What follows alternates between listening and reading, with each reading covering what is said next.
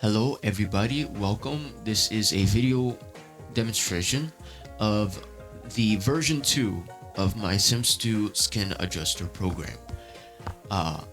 Now, obviously for this to work, you need to have the skin tone files, and it's all the BMP files, and there's two ways to get it. You can get it through Body Shop, or you can get it through SimPE if you have a custom content skin tone that you like.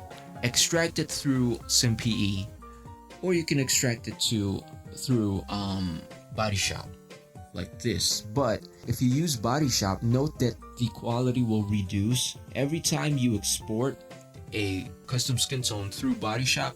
It reduces quality, and every time you import the updated BMP files, when Body Shop reads it, it reduces the quality. So it's like it reduces it 2 times. But when I made my custom skin tones, see my Tumblr, when it came to exporting the skin tones, I just used SimPE, which meant for each skin tone, extracting all 40 BMP files. But that's the important part. You need to have all the 40 BMP, I think around 40, in a folder. Let me show you. So you need all 40 BMP files. This is the important part for my program to work. So it says 41 here because there is a package file. Yeah, so we have all our files that we need for testing. We have our skin tone, the lighter skin tone and the darker skin tone, and we're gonna try to combine it to come up with like a middle range, and then we'll put it in this output. And then another one is we'll just modify one skin tone, and we'll also output it in this folder. All right, so let's open the program like this. We'll start with combining skin tones, right? So just enter the folder location of all the BMP files, input folder 1. Oh yeah, by the way, this only works on Windows. Input folder 2, there you go. And there's like the middle range, and you can blend and come up with a middle range. Reset. Yeah. New folder name. You can make your own new folder, or you can put it in a folder that already exists.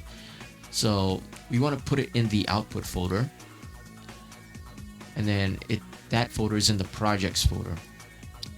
Take note, because we have the output skin tone here, the skin tone file. Anyways, go back here, and then let's say I want to make it, let's do a middle range, right? So when we save, you're not going to see it, but there's a pop-up that says file save, and then click OK, and then you refresh the thumbnail here. Again, Body Shop, see how it's more pixelated in the forehead, slight pixelation over there. But if that doesn't bother you, then just use Body Shop. But if that bothers you and you want it to look not pixelated, use SimPE.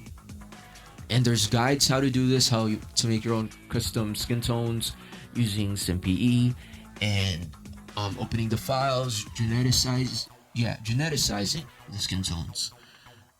So yeah, that was the first feature of the program, which is to blend 2 skin tones. Now we go back. Next is the edit skin tone, and this has more features in it. So let's put in that one. We'll use skin tone 2, and there's different features. All right, first one is brightness. See that? Just play around with it. Brightness, contrast, saturation.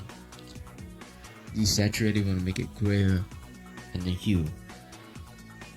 See that? Yeah.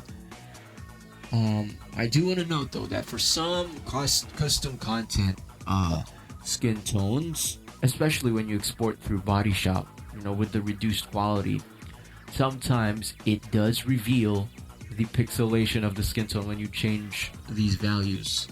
And I tried to remedy that using a color overlay. You can do a skin overlay, which just gets the skin tone, and if you want to make it more matte like that, see, you just play around with this, or a custom color. So you can pick any color you want. Let's say, you know what, let's make an alien skin tone, alright? So it's like this blue-green thing, like that.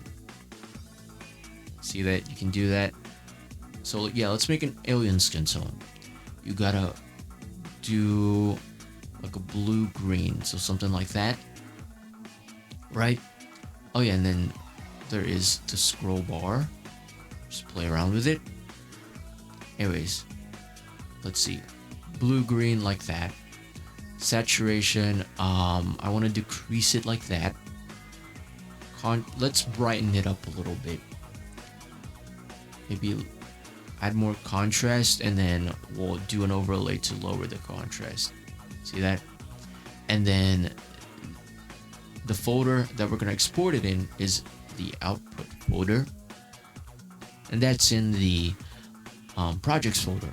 And then you click save, and then you're gonna wait, files save, and then when you hide this and then refresh, you got your alien skin tone. So yeah, that's the program.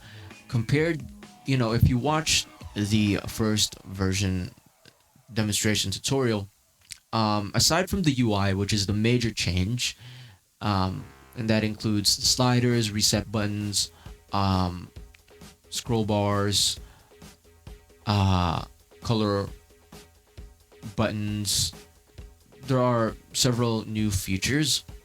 Like, I made sure to exclude the eyes and the teeth when modifying the skin tones, because last time that didn't do that.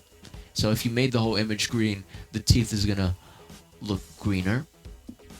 And then I also added this color overlay thing to help combat pixelation, or reduce it if you don't prefer. But yeah, we can reset everything, all the values, and just really play around with it, right? And this is good. We can constantly loop, and then you can change the input folder in real time. I'll just change this to output. See, you can change the folder location in real time, and you wouldn't have to, go through the command line every time. So this is more efficient. You can play around with it, full screen. Yeah. Anyways, yeah. So let me know how this works for you if you use it. I'm gonna stop working on this program for now because I want to play the game. All right, I have been working on this program for like a few weeks now.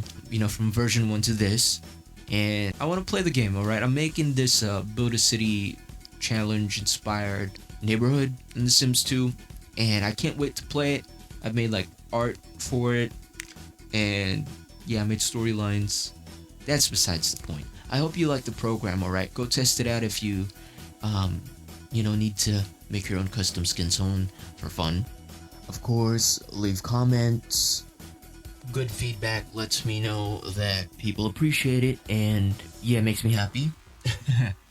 And negative feedback lets me know that there's still stuff to work on in the program, and I'm gonna compile all of that. When I have the time, or when I want to, I'll do version 3 if needed. Yeah, that's about it. Thank you for listening, and I hope you enjoy the program. All right, goodbye.